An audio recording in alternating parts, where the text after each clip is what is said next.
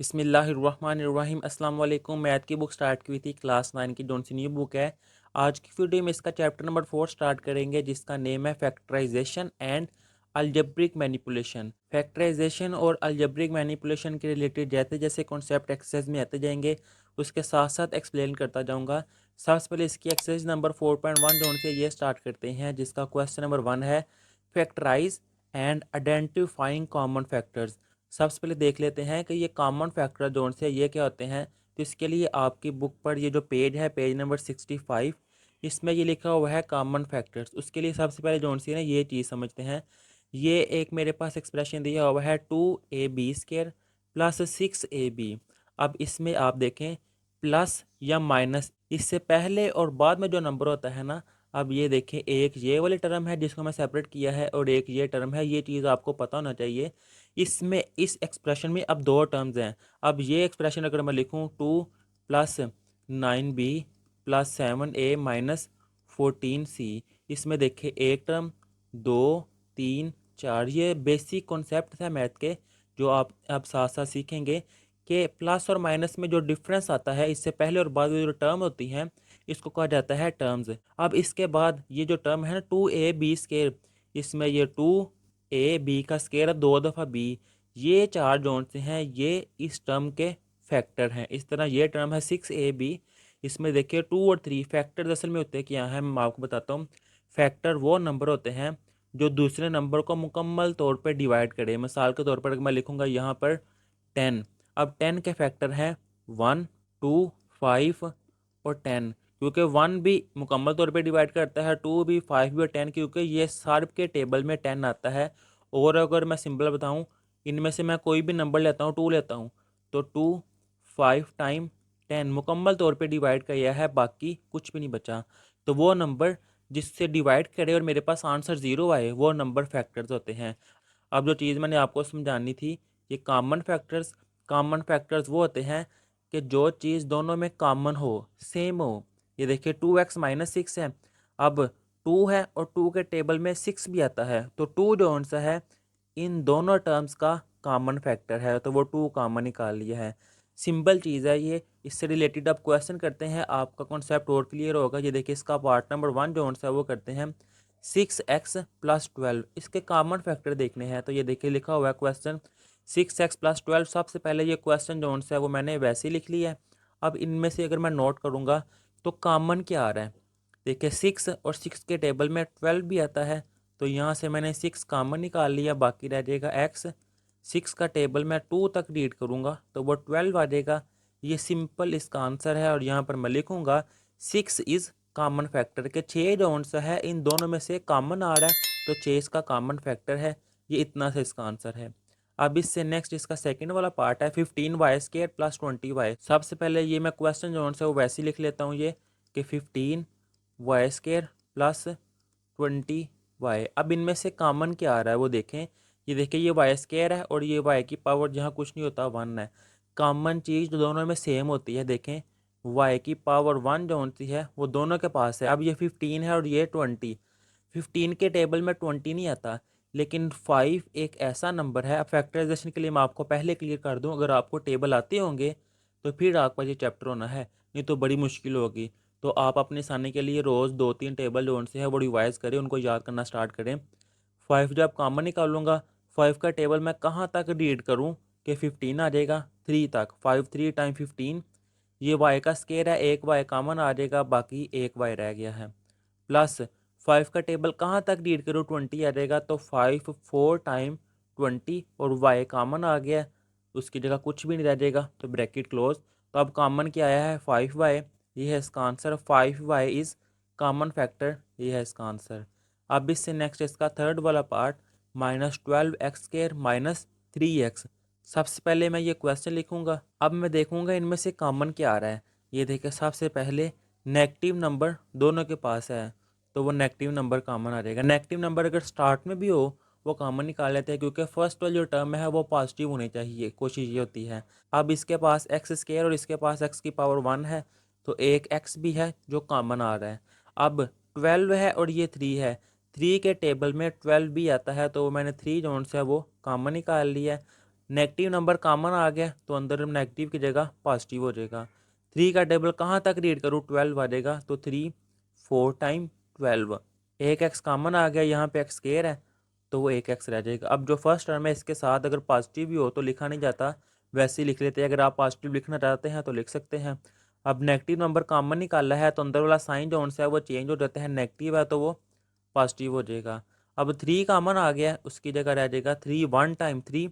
X common आ गया तो ब्रैकेट क्लोज कर दूंगा मैं। ये है इसका आंसर। कॉमन क्या आया है, -3x, तो मैं यहाँ पे लिखूंगा -3x इज़ कॉमन फैक्टर, ये इसका आंसर। इससे नेक्स्ट इसका पार्ट नंबर 4, सबसे पहले मैं क्वेश्चन लिख लेता हूँ। अब मैं देखूंगा इनमें से कॉमन क्या आ रहा है, तो ये देखिए 4 है और 8 4 के टेबल में 8 भी आता है, वो लिखूंगा मैं 4। ये है ए स्केयर और ये है ए की पावर 1।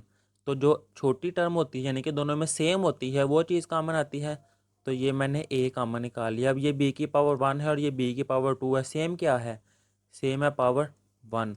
तो 4ab कॉमन आ गया, देखिए 4 भी कॉमन आ गया, ए का स्केयर है, एक ए कॉमन आया बाकी एक रह गया, और बी जो सा वो कॉमन आ गया। प्लस 4 का टेबल 2 तक रीड करूँगा तो 8 आ जाएगा, ए कॉमन आ गया और बी का स्केयर है, ए बी एक बी कॉमन आया बाकी एक बी रह जाएगा। आसान क्वेश्चन है, बिल्कुल मुश्किल नहीं है, थोड़ा सा आपने फोकस करके करना है तो बड़े ही आसान क्वेश्चन लगेगा आपको। ये है इसका आंसर। यहाँ पे मैं लिख दूंगा कि 4ab इज़ कॉमन फैक्टर। अब इससे नेक्स्ट इसका पार्ट नंबर 5, सबसे पहले मैं यहाँ पे क्वेश्चन लिखता हूँ। अब मैं देखूंगा इनमें से कॉमन क्या आ रहा है, तो देखें एक्स, ये एक्स स्केयर है यानी कि एक एक्स इसके पास भी है और एक्स है एक इसके पास भी कॉमन, वो मैंने लिख लिया एक्स। अब ये है वाई, इसके पास भी वाई नहीं है, इसके पास भी वाई नहीं है, तो कुछ भी और कॉमन नहीं आएगा, सिर्फ एक्स कॉमन आएगा। ये एक्स वाई है, एक्स कॉमन आ गया, बाकी रह जाएगा वाई -3। वैसे ही एक्स कॉमन आया है, यहाँ पे एक्स का स्केयर है तो बाकी रह जाएगा एक एक्स, प्लस 2x कॉमन आ गया, बाकी कुछ भी नहीं रह जाएगा, ब्रैकेट क्लोज कर दूंगा। ये है इसका आंसर और मेरे पास कॉमन क्या आया है, x इज़ कॉमन फैक्टर। इससे नेक्स्ट इसका पार्ट नंबर 6, सबसे पहले मैं क्वेश्चन लिखूंगा। अब देखिए इनमें से कॉमन क्या आ रहा है, 3 है, ये है 9 और 15 के 3 के टेबल में 9 भी आता है और 3 के टेबल में 15 भी आता है। अब ये है ए स्केयर, ये है ए और ए यानी कि ए की पावर 1 जो सी है वो तीनों के पास है, तो मैंने ए लिख लिया है। अब बी भी आएगा, क्यों, क्योंकि ये देखिए बी की पावर 1, ये 2 है और ये 1, बी भी एक तीनों के पास है, वो भी कॉमन आ जाएगा। 3 कॉमन आ गया, ए स्केयर है तो ए कॉमन आ गया, बाकी एक रह जाएगा और बी भी कॉमन आ गया। -3 का टेबल कहाँ तक रीड करूँ कि 9 आ जाएगा, 3 टाइम 9, ए कॉमन आ गया, बी का स्केयर है, एक बी रह जाएगा, बाकी 3 का टेबल कहाँ तक रीड करूँ, 15 आ जाएगा, तो 3 5 टाइम 15, ए बी कॉमन आ गया, ब्रैकेट क्लोज। ये है इसका आंसर। इसमें 3ab जो है वो कॉमन फैक्टर है, ये लिखा हुआ है। अब इससे नेक्स्ट इसका क्वेश्चन नंबर 2 जिसको करते हैं, जिसमें है फैक्टराइज एंड रिप्रेजेंट पिक्टोरियली, कि इनकी फैक्टराइजेशन करे और उनकी पिक्टोरियल फॉर्म जो सी है उसमें भी रिप्रेजेंट करे। तो सबसे पहले ये देख लेते हैं कि ये इसकी पिक्टोरियली फॉर्म जो सी है वो क्या आती है। आपकी बुक पर स्टार्ट में जहाँ से चैप्टर स्टार्ट होता है इस तरह की लिखी होंगी डायग्राम, ऑलमोस्ट 66 या 67 पेज होगा, जिसमें ये लिखा हुआ है यूनिटाइल। मुश्किल नहीं समझना आपने, बड़ा ही आसान कॉन्सेप्ट है, ये भी इतना इंपॉर्टेंट नहीं है वैसे ये। Here 1 grey unit tile represent 1 and 1 white unit tile represent -1। ये देखिए ये दो टाइलें बनी हुई हैं, जिसमें वो कह रहा है जो ग्रे टाइल है ना ये रिप्रेजेंट कर रहा है 1 को, और जो वाइट टाइल है ये रिप्रेजेंट कर रही है -1 को। वो कैसे, समझ ले, ग्रे टाइल ये लेंथ भी 1 है और इसकी चौड़ाई जो से विड्थ वो भी 1 है, तो 1 1 टाइम 1, ये इसका एरिया है। अब ये वाइट वाली -1 है कि इसके अंदर कुछ भी नहीं है, ये एम्प्टी है, तो इसलिए इसको कह दिया -1। अब ये देखें रेक्टेंगुलर टाइल कह रही है वो, इसमें वो कह रहा है the grey rectangular tile represent x and the white rectangular tile represent -x। वो कह रहा है जो ग्रे टाइल है वो एक्स को रिप्रेजेंट कर रही है और जो वाइट है वो -x को। ये देखें इसकी अब उसने कह दिया लेंथ x है और जो इसकी विड्थ है वो 1 है, 1 मल्टीप्लाई x तो वो आ जाएगा x, ये इसका एरिया है। फिर इससे नेक्स्ट स्केयर टाइल, स्केयर होती है कि इसकी साइडें जो से वापस में इक्वल होती है, ये x है तो ये भी x है, x मल्टीप्लाई x वो आ जाएगा एक्स स्केयर, और जो वाइट है वो -x स्केयर है, ये उसने कहा हुआ है कि ये देखिए रिप्रेजेंट -x स्केयर। आसान सा है, इसका क्वेश्चन करते हैं, ज़्यादा क्लियर हो जाएगा, आपने इसको मुश्किल नहीं बनाना। क्वेश्चन नंबर 2 का पार्ट नंबर 1 जो है ये करते हैं, ये लिखा हुआ है 5x + 15। सबसे पहले क्वेश्चन लिखेंगे 5x + 15। ये इसका पार्ट नंबर 1 लिखा हुआ है। सबसे पहले सोल्यूशन में इसका ये क्वेश्चन अगेन लिख लेंगे। ये लिख लिया 5x + 15। अब जब नोट करेंगे क्वेश्चन में, सबसे पहले फैक्टराइजेशन में आपने देखना है कि यहाँ कुछ चीज़ कॉमन आ रही है। इसमें देखिए 5 कॉमन आ रहा है, 5 यहाँ भी है और 5 के टेबल में 15 भी है, तो 5 कॉमन आ जाएगा। बाकी रह जाएगा x प्लस 5 का टेबल में 3 तक रीड करूँगा तो आ जाएगा 15, तो ये आ जाएगा x + 3 वैसे ही। ये इसकी फैक्टराइजेशन कर दी है। अब इसकी पिक्टोरियल फॉर्म जो सी है वो रिप्रेजेंट करते हैं। तो ये है इसकी पिक्टोरियल रिप्रेजेंटेशन। सबसे पहले मैंने ये एक रेक्टेंगल टाइप ली है, ये है 5, तो एक साइड को मैंने कह दिया है कि ये 5 है और दूसरी है x + 3, इसको मैंने कह दिया x + 3। ये इतनी इंपॉर्टेंट नहीं है इसकी पिक्टोरियल रिप्रेजेंटेशन। अगर आप इसको डिटेल से सीखना चाहते हैं तो ये देखें, ये तो मैंने 2 पार्ट्स लिए हैं। ये मैंने कह दिया 5 और ये वाली साइड जो कि यहाँ से लेकर यहाँ तक है, ये है x, और फिर इससे नेक्स्ट यहाँ से लेकर यहाँ तक ये आ गई है 3।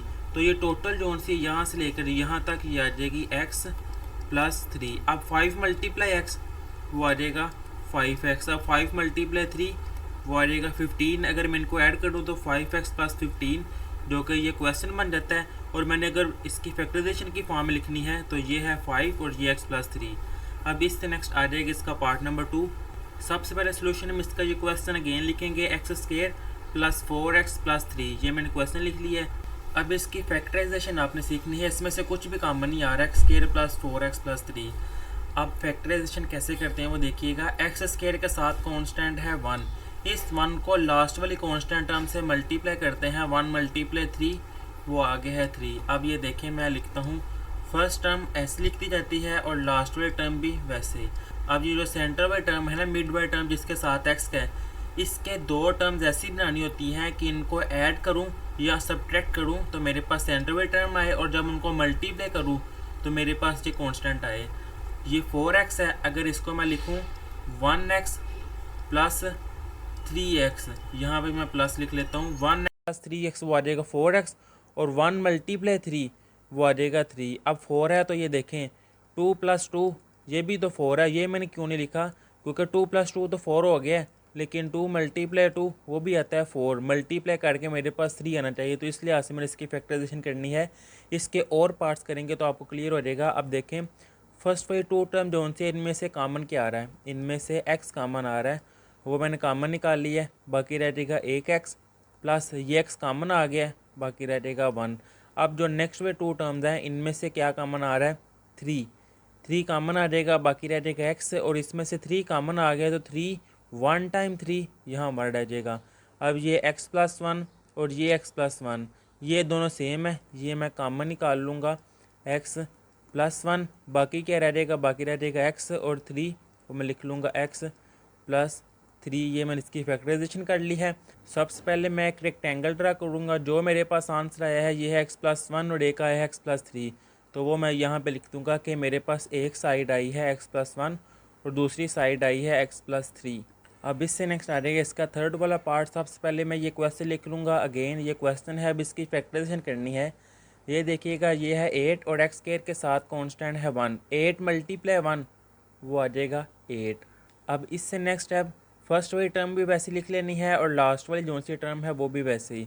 मिड टर्म को ब्रेक करना है, इसके 2 पार्ट्स बनाने हैं कि उनको प्लस या माइनस करूँ मेरे पास 6x आए, और जब मल्टीप्लाई करूँ मेरे पास 8 आए। अब ये देखिएगा 6x है तो इसको मैं लिख सकता हूँ 2x + 4x, 2 + 4 वो आ जाएगा 6, और 2 × 4 वो आ जाएगा 8। अब इससे नेक्स्ट है, फर्स्ट 2 टर्म में से कॉमन क्या आ रहा है, इनमें से x कॉमन आ रहा है, वो x मैंने कॉमन निकाला, बाकी रह जाएगा x, इसमें से भी x कॉमन आ जाएगा, बाकी रह जाएगा 2। अब इस नेक्स्ट जो सी ये 2 टर्म्स हैं इनमें से 4 कॉमन आ जाएगा, बाकी रह जाएगा x, और 4 × 2 वो आ जाएगा 8। अब ये देखें, ये x + 2 और ये x + 2 ये सेम है। या मैं आपको बताऊँ, अगर आप फैक्टराइजेशन करें और ये 2 टर्म जो सी हैं ये सेम बनेंगी तो आपकी फैक्टराइजेशन जो आपने फैक्टर बनाया है वो ठीक है। अगर ये दोनों सेम नहीं होंगे तो आपने जो फैक्टर बनाए हैं वो गलत होंगे। x + 2 सेम आया है, वो मैंने कॉमन निकाल लिया है, बाकी रह जाएगा x + 4 ब्रैकेट क्लोज। ये है इसकी फैक्टराइजेशन। अब इसकी पिक्टोरियल रिप्रेजेंटेशन में एक x + 2 और एक x + 4।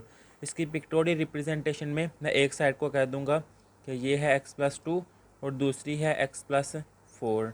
अब इससे नेक्स्ट आ जाएगा इसका फोर्थ वाला पार्ट। सबसे पहले ये क्वेश्चन अगेन लिखेंगे, ये है 4 और ये है स्केयर के साथ है 1, 4 1 टाइम तो वो आ जाएगा 4। अब मिड टर्म को ब्रेक करना है, एक्स स्केयर वैसे ही और ये +4 वैसे ही। 4x की जगह 2 टर्म्स रखनी है कि मल्टीप्लाई करके 4 आए और प्लस माइनस करके भी 4 आए। तो ये देखें 2x + 2x, 2 + 2 4 और 2 × 2 वो भी क्या बन रहा है 4।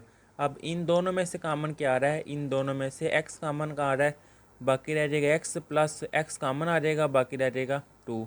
नेक्स्ट 2 टर्म में से इनमें से भी 2 कॉमन आ रहा है, बाकी रह जाएगा x और 2 टाइम वो आ जाएगा 4 ब्रैकेट क्लोज। अब ये देखें ये x + 2 और ये x + 2 सेम है, ये कॉमन आ जाएगी x + 2, बाकी क्या रह जाएगा, ये कॉमन आ गया, बाकी रह गया x + 2 कॉमन आ गया, बाकी रह जाएगा 2, तो वो भी मैं लिख लूँगा x + 2।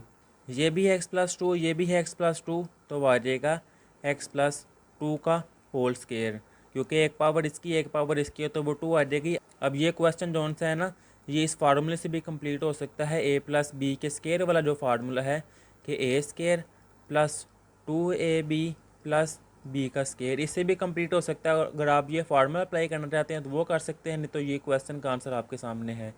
अब इससे नेक्स्ट इसकी पिक्टोरियल रिप्रेजेंटेशन वो है x + 2 का स्केयर, तो पिक्टोरियल रिप्रेजेंटेशन में एक साइड आ जाएगी x + 2 और दूसरी भी साइड आ जाएगी x + 2। अब आप सोच रहे होंगे ये हमें रेक्टेंगल क्यों नहीं ड्रा की, स्केयर क्यों ड्रा किया है, क्योंकि ये भी x + 2 है और ये भी x + 2 है, सेम है। तो जो स्केयर होता है उसकी सारी साइड इक्वल होती हैं, तो इसलिए मैंने ये स्केयर बनाया है क्योंकि ये दोनों सेम थे। इसका क्वेश्चन नंबर 3 जिसकी स्टेटमेंट है फैक्टराइज, कि सिंपल फैक्टराइजेशन ही करनी है, पिक्टोरियल रिप्रेजेंटेशन जोन सी है वो नहीं करनी, ये सिर्फ इस क्वेश्चन में थी। अब इसका पार्ट 1 जोन सा वो करते हैं। इसके सोल्यूशन में क्वेश्चन जोन सा है वो अगेन लिख लेंगे x² + x - 12। अब ये देखें ये 12 है माइनस का और यह x² के साथ 1 है, -12 × 1 वो आ जाएगा -12। अब यहाँ पे मिड टर्म को ब्रेक करना है, इस लिहाज से कि मैं प्लस माइनस करूँ मेरे पास 1x आए और मल्टीप्लाई करके मेरे पास -12y। मुश्किल नहीं है, आपने ध्यान से समझना है, ये x² वैसे ही और ये -12 वैसे ही। चलिए ये वाला क्वेश्चन जो आंसर है मैं आपको आराम से करवाता हूँ डिटेल से। 12 है, 12 किस किस टेबल में आता है, ये देखिए 1 × 12 वो आता है 12, फिर 2 × 6 वो भी बनता है 12, फिर 3 × 4 वो भी आता है 12। अब इनमें से ये देखिएगा 12 में से मैं 1 नेगेटिव करूँगा तो मेरे पास 11 आएगा, लेकिन मुझे क्या चाहिए 1 चाहिए। 6 में से 2 नेगेटिव करूँगा बाकी रह जाएगा 4, वो भी मुझे नहीं चाहिए 1 चाहिए। 4 में से 3 नेगेटिव करूँगा बाकी रह जाएगा 1, मुझे 1 ही चाहिए। इसलिए ये मल्टीप्लाई होकर 12 तो आ रहे हैं लेकिन प्लस या माइनस करके 1 नहीं आ रहे, ये लाना था मैंने, तो ये भी नहीं हुआ ये भी नहीं हुआ। अब ये देखिए 4 - 3 1 और 3 × 4 वो आ जाएगा 12। अब 1 की जगह मैं लिखूँगा यहाँ पे +4x -3x, ऐसे भी मैं लिख सकता हूँ, या इस 3x को मैं अगर इधर लिख दूँ -3x और +4x मैं यहाँ पे लिख दूँ, गलत नहीं होगा। लेकिन आपने ये चीज़ कॉन्सेप्ट माइंड में रखना है कि यहाँ पे प्लस है तो यहाँ पे 4 है और 3 जो बड़ा नंबर होगा उसके साथ प्लस आना है। अगर यहाँ पे नेगेटिव होता फिर मैंने यहाँ पे बड़े नंबर के साथ नेगेटिव लगाना था और छोटे नंबर के साथ पॉजिटिव। अब इन दोनों में से कॉमन क्या आ रहा है, इन दोनों में से x कॉमन आ रहा है, वो मैंने x कॉमन निकाला है, बाकी रह जाएगा x, इसमें से x कॉमन आ गया, बाकी रह जाएगा 4। अब ये है -3x और -12, नेगेटिव नंबर दोनों के पास है, नेगेटिव नंबर कॉमन आ जाएगा और 3 के टेबल में 12 भी आता है, वो 3 कॉमन आ जाएगा, -3 कॉमन आ गया, बाकी रह जाएगा x। जब नेगेटिव नंबर कॉमन निकाले अंदर साइन चेंज हो जाता है, ये माइनस था तो प्लस हो जाएगा और 3 4 टाइम 12 ब्रैकेट क्लोज। ये x + 4 और x + 4 ये सेम है, कॉमन आ जाएगा ये x + 4 और बाकी क्या रह जाएगा, बाकी रह जाएगा x -3, मैं यहाँ पे लिख लूँगा x -3 और ब्रैकेट क्लोज। ये है मेरे पास आंसर। अगर आपकी बुक पर ये टर्म इधर लिखी हुई है और ये टर्म इधर लिखी हुई है तो कोई मसला नहीं इसमें। ये देखें 3 × 6 वो क्या आ जाता है 18। अब अगर मैं 6 इधर लिख लूँ और 3 इधर लिख लूँ, 6 × 3 वो भी आता है 18। तो मल्टीप्लाई में अगर नंबर आगे पीछे हो जाए तो आंसर सेम आता है, कोई इशू नहीं होता। अब इससे नेक्स्ट इसका पार्ट नंबर 2, सबसे पहले मैं क्वेश्चन जो है वो अगेन लिख लूँगा x² + 7x + 10। अब ये x² के साथ 1 है और यहाँ है 10, 10 मल्टीप्लाई 1 वो आ जाएगा 10। फर्स्ट टर्म मैं लिखूँगा एक्स स्क्वायर और लास्ट वाली टर्म लिखूँगा 10। मिड टर्म को इस लिहाज से ब्रेक करना है कि प्लस माइनस करके 7 आए और मल्टीप्लाई करके मेरे पास 10 आए। अब ये देखिए 7x है, अगर यहाँ पे मैं लिखूँ 2x और यहाँ पे मैं लिखूँ 5x, 2 + 5 7 और 2 5 टाइम 10। अगर आपको टेबल आते होंगे तो आसानी होगी आपको फैक्टराइजेशन में। अब इन दोनों में से कॉमन क्या आ रहा है, इनमें से x कॉमन आ रहा है, x कॉमन आ जाएगा, बाकी रह जाएगा x + 2। इन दोनों में से कॉमन क्या आ रहा है, इन दोनों में से 5 कॉमन आ रहा है, x और 5 2 टाइम वो आ जाएगा 10, x + 2 सेम है तो मैं कॉमन निकाल लूँगा x + 2, बाकी रह जाएगा x + 5। ये है मेरे पास इसका आंसर। अब इससे नेक्स्ट इसका थर्ड वाला पार्ट। सबसे पहले सोल्यूशन में मैं क्वेश्चन अगेन लिख लूँगा x² - 6x + 10। 8x² के साथ 1 है, 8 × 1 वो आ जाएगा 8। अब इससे नेक्स्ट फर्स्ट वाली टर्म वैसे ही और जो लास्ट वाली टर्म है वो भी वैसे ही। मिड टर्म को ब्रेक करना है इस लिहाज से कि प्लस माइनस करूँ 6 आए, मल्टीप्लाई करूँ तो मेरे पास ये 8 आए। तो वो कौन सी आएंगे, ये देखिए 4 + 2 वो आ जाएगा 6 और 4 × 2 वो आ जाएगा 8। तो यहाँ पे मैं लिखूँगा 4x और 2x। अब मैंने यहाँ पे नेगेटिव नंबर है तो जो बड़ा नंबर उसके साथ मैं नेगेटिव लगा दूँगा। अब माइनस है तो मैंने 6 बनाने के लिए क्या करूँगा, अगर मैं यहाँ पे प्लस लगाऊंगा, चलिए मैं ये आपको दिखाता हूँ। अगर मैं प्लस करूँ माइनस प्लस माइनस 4 में से 2 नेगेटिव करूँगा तो मेरे पास तो 2 रह जाएगा, लेकिन मैंने 6 बनाना है इसलिए मैं यहाँ नेगेटिव प्लस पॉजिटिव की जगह नेगेटिव करूँगा। -4 और -2 -6 और -4 × -2 तो वो आ जाएगा 8। अब देखें इन दोनों में से कॉमन क्या आ रहा है, इन दोनों में से x कॉमन आ जाएगा, बाकी रह जाएगा x - 4। इन दोनों में से नेगेटिव नंबर स्टार्ट में है, नेगेटिव नंबर कॉमन आएगा और 2 कॉमन आ जाएगा क्योंकि 2 के टेबल में 8 आता है, बाकी रह जाएगा x।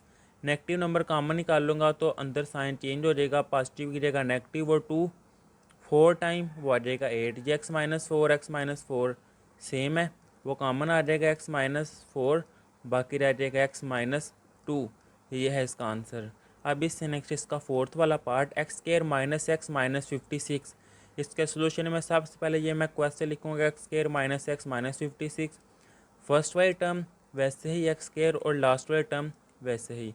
अब 56 है और यहाँ पे 1 है, 1 × -56 वो आ जाएगा -56। 2 टेबल इस तरह के रखने हैं कि उनको प्लस माइनस करूँ -1x आए और मल्टीप्लाई करूँ तो मेरे पास -56 आए। अब 56 के अगर मैं फैक्टर्स देखूँ 1 × 56 वो आता है 56, फिर 2 × 28 वो भी आता है 56, 4 × 14 वो भी आता है 56, इसके बाद 7 × 8 ये आता है 56।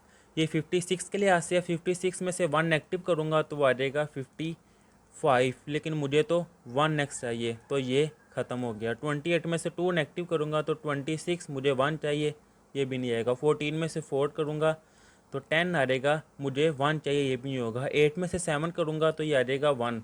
तो ये जोन से इसके फैक्टर आएंगे कि एक आ जाएगा 7x और एक आ जाएगा 8x। अब ये देखना माइनस है तो जो बड़ा नंबर उसके साथ माइनस आएगा, 8 बड़ा है इसके साथ मैं माइनस लगा दूंगा, यहाँ पे प्लस माइनस प्लस माइनस 8 में से 7 नेगेटिव करूँगा तो मेरे पास 1 ही रह जाएगा। अब इन दोनों में से कॉमन क्या आ रहा है, इन दोनों में से x कॉमन आ जाएगा, बाकी रह जाएगा x और x कॉमन आ गया, बाकी रह जाएगा 7। इन दोनों में से नेगेटिव नंबर कॉमन आएगा और 8 के टेबल में 56 भी आता है तो वो 8 कॉमन आ जाएगा, बाकी रह जाएगा x। नेगेटिव नंबर कॉमन निकाल लो, अंदर साइन चेंज हो जाएगा, नेगेटिव की जगह पॉजिटिव और 8 × 7 वो आ जाएगा 56।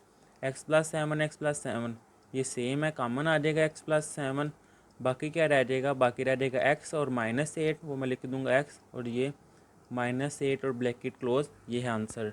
अब इससे नेक्स्ट आ जाएगा इसका पार्ट नंबर 5। इसके सोल्यूशन में सबसे पहले इसकी स्टेटमेंट लिखूंगा x² - 10x - 24। अब इससे नेक्स्ट फर्स्ट वाली टर्म वैसे ही और लास्ट वाली टर्म वैसे ही, -24 × 1 वो आ जाएगा -24। अब इसके बाद 10 है तो मैं यहाँ पे लिखूँगा 12x और 2x। यहाँ पे नेगेटिव है, इनमें से बड़ा नंबर 12 है, इसके साथ मैं नेगेटिव कर दूँगा, -12 + 2 वो आ जाएगा 10 और -12 × 2 वो आ जाएगा -24। अब आप कंफ्यूज हो रहे होंगे कि 4 + 6 वो भी आता है 10 और 4 × 6 वो भी आता है 24, तो मैंने 4 + 6 ये क्यों नहीं लिया? तो मैं आपको इसके लिहाज से भी बताता हूँ। ये देखो यहाँ पे मैं लिखता हूँ x², यहाँ पे -24 वैसे ही। अब 4 और 6 कह रहे हैं तो यहाँ पे मैं लिख लेता हूँ 4x, यहाँ पे लिख लेता हूँ 6x। 10 के साथ नेगेटिव है, बड़े नंबर के साथ मैंने नेगेटिव लाना है।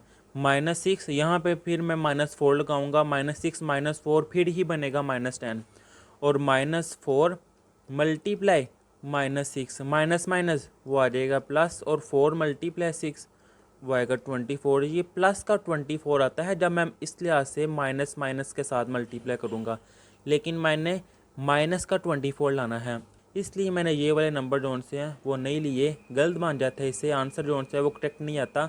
इन दोनों में से कॉमन क्या आ रहा है? इन दोनों में से x कॉमन आ जाएगा, बाकी रह जाएगा x, -x कॉमन आ जाएगा, बाकी रह जाएगा 12। इन दोनों में से 2 कॉमन आ रहा है, 2 कॉमन आ जाएगा, x -2 12 टाइम 24, x -12 x -12 ये सेम है, कॉमन आ जाएगा x -12, बाकी रह जाएगा x + 2। ये है इसका आंसर। अगर आपकी बुक पर ये पहले लिखा हुआ है और ये आंसर बाद में लिखा हुआ है तो आपने कंफ्यूज नहीं होना, दोनों तरह लिख सकते हैं। अब इससे नेक्स्ट आ जाएगा इसका पार्ट नंबर 6। सबसे पहले इसके सोल्यूशन में ये हम क्वेश्चन जोन से वो अगेन लिख लूँगा, y² + 4y - 12। अब ये -12 और y² के साथ है 1, -12 × 1 वो आ जाएगा -12। फर्स्ट वाले टर्म वैसे ही, लास्ट वाले टर्म वैसे ही। अब मिड वाले टर्म को मैंने ब्रेक करना है, इस लिहाज से इसके पेयर बनाने हैं कि इनको पॉजिटिव या नेगेटिव करूँ, 4 आए और मल्टीप्लाई करूँ तो मेरे पास -12 आए। अब ये 4 है तो अगर मैं लिखूँ 6y और साथ 2y, 6 में से 2 नेगेटिव करूँगा 4 आ जाएगा, 6 × 2 वो आ जाएगा 12। अब ये है 4, इसके साथ है पॉजिटिव, तो जो बड़ा नंबर है इसके साथ पॉजिटिव, दूसरे के साथ नेगेटिव, प्लस माइनस -6 - 2 4 और 6 × -2 वो आ जाएगा -12। इन दोनों में से कॉमन क्या आ रहा है? इन दोनों में से y कॉमन आ रहा है, बाकी रह जाएगा y + 6। इन दोनों में से एक तो नेगेटिव कॉमन आ रहा है, फिर 2 कॉमन आ रहा है, बाकी रह जाएगा y। नेगेटिव नंबर कॉमन निकाले तो अंदर साइन चेंज हो जाता है, 2 6 टाइम 12, y + 6 y + 6 ये सेम है, कॉमन आ जाएगा y + 6, बाकी रह जाएगा y - 2। ये है इसका आंसर। अब इससे नेक्स्ट आ जाएगा क्वेश्चन नंबर 7। इसका सोल्यूशन मैं सबसे पहले इसकी स्टेटमेंट लिखूंगा, y² + 13y + 36। अब ये देखें y² वैसे ही और जो 36 वैसे ही, 36 y² के साथ है 1, 36 × 1 वो आएगा 36। मिड वाले टर्म को ब्रेक करना है, प्लस माइनस करके 13 और मल्टीप्लाई करके मेरे पास आए 36। कौन से दो टेबल मैं यहाँ पे रखूँगा? तो ये देखें 9y और 4y, 9 + 4 13 और 9 × 4 वो आएगा 36। अब इन दोनों में से कॉमन क्या आ रहा है? इन दोनों में से y कॉमन आ जाएगा, बाकी रह जाएगा y + 9। नेक्स्ट 2 टर्म में से 4 कॉमन आ जाएगा, y और 4 का टेबल मैं 9 तक रीड करूँ वो आएगा मेरे पास 36। अब y + 9 y + 9 ये सेम है, कॉमन आ जाएगा y + 9, बाकी रह जाएगा y + 4 ब्रैकेट क्लोज। ये है इसका आंसर। अब इससे नेक्स्ट इसका पार्ट नंबर 8। इसके सोल्यूशन में सबसे पहले मैं ये स्टेटमेंट अगेन लिखूँगा, x² - x - 2। अब इस -2 को 1 से मल्टीप्लाई करूँगा तो आ जाएगा -2। अब फर्स्ट टर्म ऐसे ही और लास्ट वाले टर्म वैसे ही, 2 टर्म्स रखनी है, प्लस माइनस करूँ -1x आए और मल्टीप्लाई करके -2 आए, तो यहाँ पे मैं अगर लिखूँ 2x और 1x के 2 में से 1 नेगेटिव करूँगा तो मेरे पास 1 आ जाएगा, 2 1 टाइम 2। अब मिड वाले टर्म के साथ नेगेटिव है, जो बड़ा नंबर उसके साथ नेगेटिव, दूसरे के साथ मैं लिख देता हूँ पॉजिटिव, माइनस प्लस माइनस, 2 में से 1 निकाल दूंगा तो -1 और -2 × 1 वो आ जाएगा -2।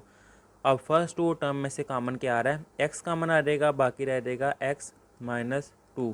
नेक्स्ट 2 टर्म में से कुछ भी कॉमन नहीं आ रहा, देखें ये x है और ये -2 है, कुछ भी कॉमन नहीं आ रहा, तो मैं लिख लेता हूँ यहाँ पे कि मैंने 1 कॉमन निकाला है, बाकी रह जाएगा x -2, क्योंकि 1 कॉमन निकाले अंदर कोई चेंजिंग नहीं आती।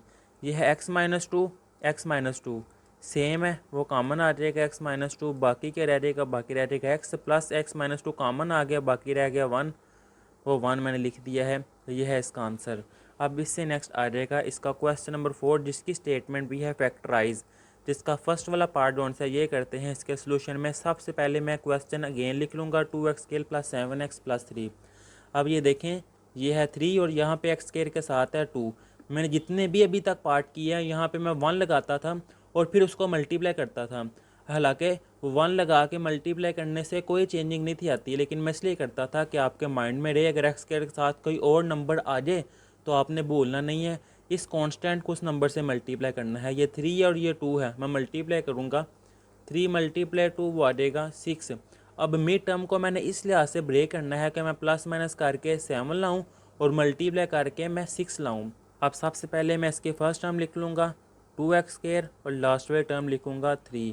अब 7 है, अगर मैं लिखूँ 6x प्लस 1x, 6 प्लस 1 7 और 6 1 टाइम वो आ जाएगा 6। अब ये देखिए इन दोनों में से कॉमन क्या आ रहा है, इन दोनों में से एक तो 2 कॉमन आ रहा है और साथ x कॉमन आ रहा है, क्योंकि 2 के टेबल में 6 आते हैं इसलिए मैंने 2 लिखा है। 2 कॉमन आ गया है, एक x कॉमन आ गया, बाकी रह जाएगा x और 2 मल्टीप्लाई 3 वो आ जाएगा 6x कॉमन आ गया, ब्रैकेट क्लोज। इन दोनों में से कुछ भी कॉमन नहीं आ रहा तो यहाँ मैं लिख दूँगा 1 और 1 कॉमन आए तो अंदर कोई भी चेंजिंग नहीं आती, x प्लस 3 वैसे ही x plus 3 x plus 3 same है वो कॉमन आ जाएगा, ये x प्लस 3 बाकी रह जाएगा 2x प्लस 1। ये है आंसर। आपकी बुक पर अगर आंसर ये पहले है और ये बाद में लिखा हुआ है तो आपने कंफ्यूज नहीं होना। अब इससे नेक्स्ट इसका पार्ट नंबर 2, इसका सोल्यूशन में सबसे पहले इसकी स्टेटमेंट अगेन लिखूँगा। अब ये है 15 और x के साथ है 2, तो 2 मल्टीप्लाई 15 वो आता है 30। अब यहाँ पे ये मैंने लिख दी है फर्स्ट वाली टर्म और ये लास्ट वाली टर्म। अब यहाँ पे मिड टर्म को मैंने इसलिए आज से ब्रेक करना है कि प्लस माइनस करके 11 आए और मल्टीप्लाई करके मेरे पास 30 आए। तो ये देखिए 11 है, अगर मैं लिखूँ यहाँ पे 5x प्लस 6x, 5 प्लस 6 11 और 5 मल्टीप्लाई 6 वो आएगा 30। अब इससे नेक्स्ट फर्स्ट टू टर्म में से कॉमन क्या आ रहा है, इनमें से x कॉमन आ रहा है, बाकी क्या रह जाएगा, बाकी रह जाएगा 2x, ये इक्वल का साइन है 2x, x कॉमन आया बाकी रह जाएगा 5। अब नेक्स्ट टू टर्म में से कॉमन क्या आ रहा है, नेक्स्ट टू टर्म में देखिए 3 के टेबल में 6 भी आता है और 3 के टेबल में 15 भी आता है, तो मैंने 3 कॉमन निकाल लिया है। 3 2 टाइम 6 x वैसे ही plus 3 5 time 15 bracket close, 2x plus 5 2x plus 5 ये सेम है, इसको मैं लिखूँगा 2x प्लस 5 ब्रैकेट क्लोज, बाकी रह जाएगा x और यहाँ पे रह जाएगा 3, मैंने लिख दिया है x प्लस 3 और ब्रैकेट क्लोज, ये आंसर। अब इससे नेक्स्ट आ जाएगा इसका पार्ट नंबर 3, इसके सोल्यूशन में सबसे पहले मैं क्वेश्चन अगेन लिखूँगा। अब ये है 3 और ये है 4, 3 मल्टीप्लाई 4 वो आ जाएगा 12। सबसे पहले फर्स्ट टर्म ऐसे ही मैंने लिख दी है और इसके बाद लास्ट वाली टर्म वैसे ही। अब मिड वाली टर्म को मैंने ब्रेक करना है इस लिहाज से कि प्लस माइनस करके 13 है और मल्टीप्लाई करके 12, तो सिंपल सा क्वेश्चन है, ये देखें 12x प्लस 1x, 12 प्लस 1 13 और 12 1 टाइम 12। अब इनमें से कॉमन क्या आ रहा है, इनमें से 4 और x कॉमन आ रहा है क्योंकि 4 के टेबल में 12 आता है, 4x कॉमन आ जाएगा बाकी एक x रह जाएगा और 4 3 टाइम 12x कॉमन आ गया ब्रैकेट क्लोज। अब इन दोनों में से कॉमन क्या आ रहा है, कुछ भी कॉमन नहीं आ रहा, वो मैं लिख लूँगा 1, वैसे ये ब्रैकेट में आ जाएगा x प्लस 3, ये x plus 3 x plus 3 same है, इनको मैं कॉमन निकाल लूँगा x प्लस 3 बाकी रह जाएगा 4x प्लस 1 ब्रैकेट क्लोज, ये है आंसर। अब इससे नेक्स्ट इसका पार्ट नंबर 4, इसके सोल्यूशन में सबसे पहले मैं स्टेटमेंट क्वेश्चन की अगेन लिख लूँगा। 3 मल्टीप्लाई 2 वो आ जाएगा 6।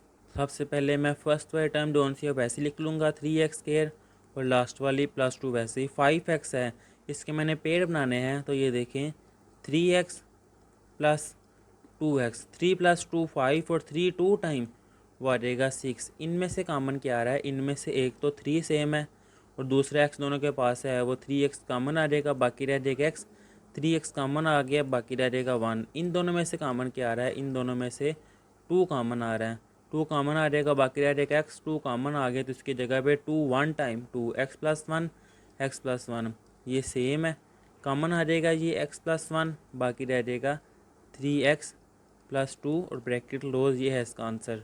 अब इससे नेक्स्ट इसका पार्ट नंबर 5, इसके सोल्यूशन में सबसे पहले मैं ये स्टेटमेंट अगेन लिखूँगा 3y² माइनस 11y प्लस 6, ये मैं लिख लेता हूँ 3y² और प्लस 6 वैसे ही। अब ये देखें 6 मल्टीप्लाई 3 क्या आ जाएगा, वो आ जाएगा 18 कि मिड टर्म का मैंने ब्रेक करना है, प्लस माइनस करके मेरे पास 11 आए और मल्टीप्लाई करके 18 आए। तो ये देखें 9y और यहाँ पे मैं लिखूँगा 2y, 9 मल्टीप्लाई 2 18 और 9 प्लस 2 11। अब ये देखें यहाँ पे मिड टर्म के साथ है नेगेटिव, तो बड़े नंबर के साथ मैं लिखूँगा नेगेटिव -9, तो नेगेटिव और नेगेटिव हो जाएगा पॉजिटिव, 9 प्लस 2 वो आ जाएगा 11, इसलिए मैंने दोनों के साथ नेगेटिव लगाया है।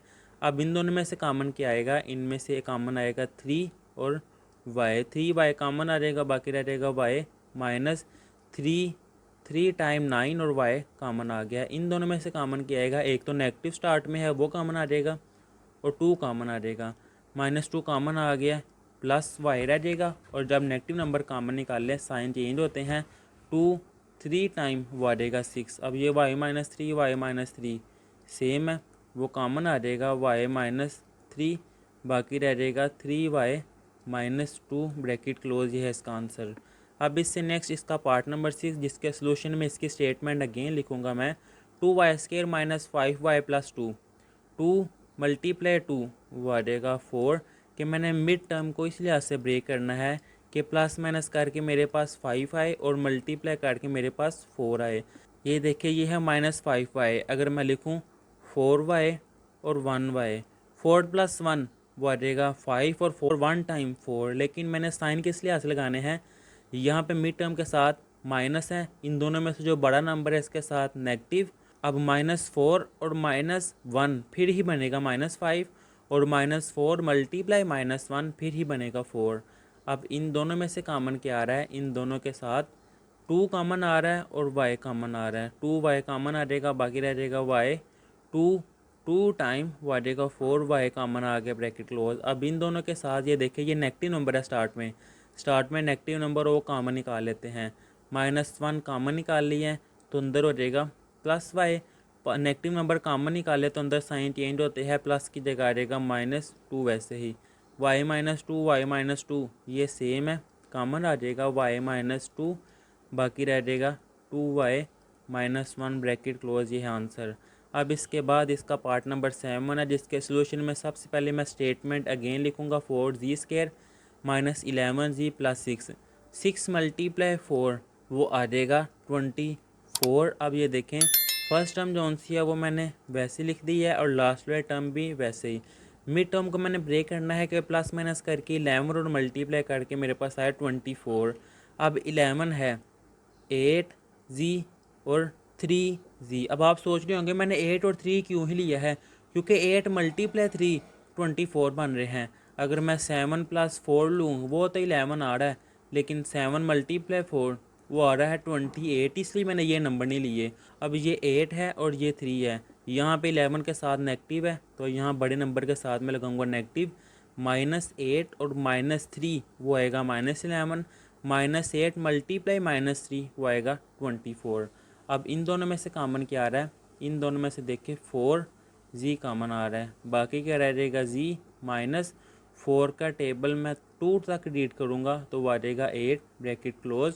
अब इन दोनों में से कॉमन क्या आ रहा है, एक तो 3 के साथ नेगेटिव है, वो मैं नेगेटिव नंबर स्टार्ट में इस वजह से कॉमन निकाल लूँगा, और 3 के टेबल में 6 भी आता है इसलिए मैंने वो कॉमन निकाल लिया है।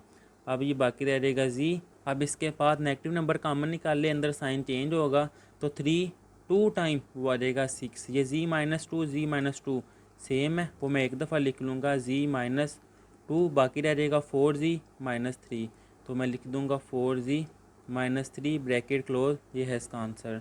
अब इसके बाद इसका पार्ट नंबर 8 है, जिसके सोल्यूशन में सबसे पहले इसकी स्टेटमेंट में अगेन लिख लूँगा 6 + 7x - 3x²। सबसे पहले मैं इसको रीअरेंज करूँगा कि मेरे पास सबसे पहले बड़ी टर्म होनी चाहिए 3x², x² के बाद xy टर्म वो आ जाएगी 7x, और फिर कांस्टेंट टर्म जो कि है +6 वो आएगी। अब ये देखिए 3x के साथ नेगेटिव है तो मैं यहाँ पे नेगेटिव लगाऊंगा, अब फर्स्ट टर्म के साथ नेगेटिव नंबर नहीं होना चाहिए, वो मैं नेगेटिव नंबर जो से कॉमन निकाल लूँगा। बाकी रह जाएगा 3x², ये प्लस है, नेगेटिव नंबर कॉमन निकाले साइन चेंज होता है, -7x, ये आ जाएगा -6 ब्रैकेट क्लोज। आपने ये नेगेटिव नंबर स्टार्ट में वैसे ही रहने देना है और अंदर वाला क्वेश्चन जोन से वो पीछे वाले क्वेश्चन की तरह बन गया। आप ये देखें, ये है -6 और ये है 3, -6 × 3 वो आ जाएगा -18। अब ये मैं फर्स्ट वाले टर्म जोन से वो वैसे लिख लेता हूँ 3x², और लास्ट वाले टर्म जोन से वो -6 वैसे लिख लेता हूँ। अब मिड टर्म का मैंने इस लिहाज से ब्रेक करना है कि प्लस माइनस करके -7 आए और मल्टीप्लाई करके मेरे पास -18 आए। तो मैं अगर लिखूँ -9x + 2x तो वो आ जाएगा -7x, और -9 × 2 वो आ जाएगा -18। अब ये नेगेटिव नंबर वैसे ही, अब इन दोनों में से कॉमन क्या आ रहा है, इन दोनों में से 3x कॉमन आ रहा है, बाकी रह जाएगा x, 3 × 3 वो आ जाएगा 9x कॉमन आ जाएगा। ये है 2x - 6, वो मैं 2 कॉमन निकाल लूँगा, बाकी रह जाएगा x, 2 × 3 वो आ जाएगा 6 ब्रैकेट क्लोज। अब ये नेगेटिव नंबर वैसे ही, तो ये देखें x - 3 x - 3 सेम है, वो कॉमन आ जाएगा x - 3, बाकी ये रह जाएगा, बाकी रह गया 3x + 2। ये है इसका आंसर। अगर आपने बुक के पीछे जो सा आंसर है वो लाना है तो इस नेगेटिव नंबर को अंदर मल्टीप्लाई में कर दूंगा। नेगेटिव नंबर जब मल्टीप्लाई होगा तो वो आ जाएगा ये -x, -3 या नेगेटिव नंबर मल्टीप्लाई होगा तो वो आ जाएगा +3 ब्रैकेट क्लोज, और ये 3x + 2 वैसे ही आ जाएगा। अब इसको अगर बुक के पीछे वाले आंसर के लिए ऐसे मैं अरेंज करूँ तो 3 जोन से वो मैं पहले लिख लूँगा और -x बाद में लिख लूँगा, और ये इस तरफ 3x + 2 वैसे ही ये है इसका आंसर। अगर आप यहाँ तक भी लिख दें ये भी आंसर है। अगर बुक के पीछे वाला लाना है तो ये आंसर। और यहाँ पे एक्सरसाइज नंबर 4.1 कंप्लीट कर ली हुई है। अल्लाह हाफिज़।